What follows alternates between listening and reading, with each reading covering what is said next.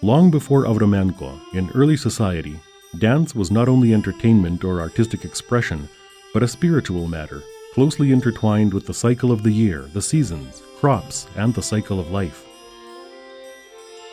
Peasants and villagers had danced to express life and happiness. Dance was for everyone to enjoy. Ritual dances or obryadowi tańce like the chorovody and the wesniankie hahilki, mostly associated with spring, eventually became dance games and dance songs. Popular formations evolved like the kolo or circle, and other symbols of everyday life, vorota or gate, kvitka or flower, and of course Zirka, which means star.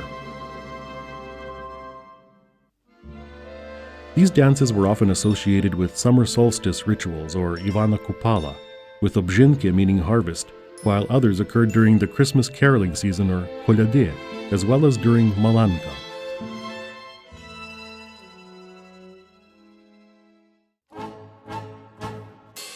On the other hand, pobutowi tańce were the popular dances for all people.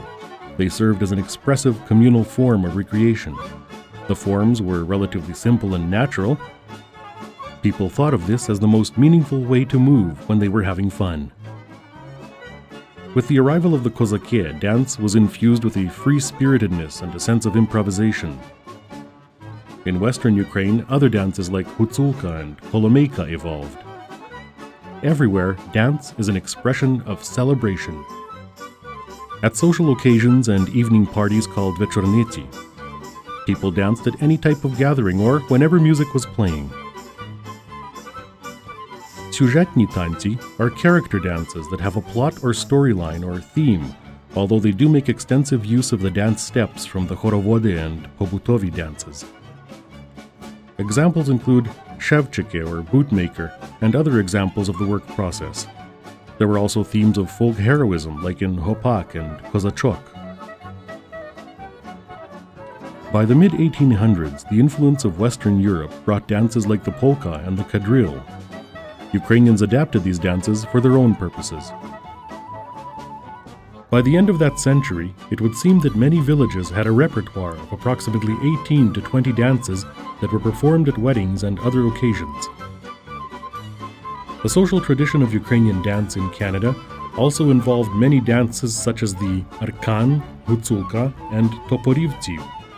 They were based on cultural practices brought by the early immigrants from Bukovina and Halachina or Galicia, performed at social gatherings on Sunday afternoons, weddings, and other festive occasions.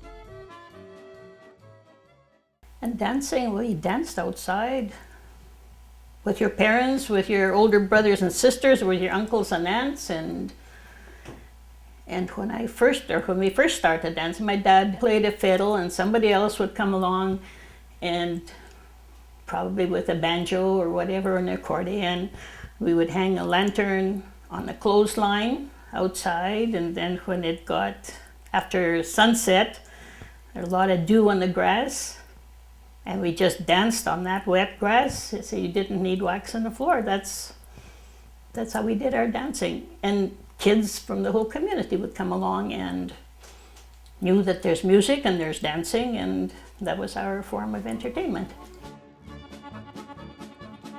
Later, the repertoire became increasingly mixed with new items learned in Canada, and today at Ukrainian parties we see the bird dance, butterfly, the waltz, and toe-heel polka.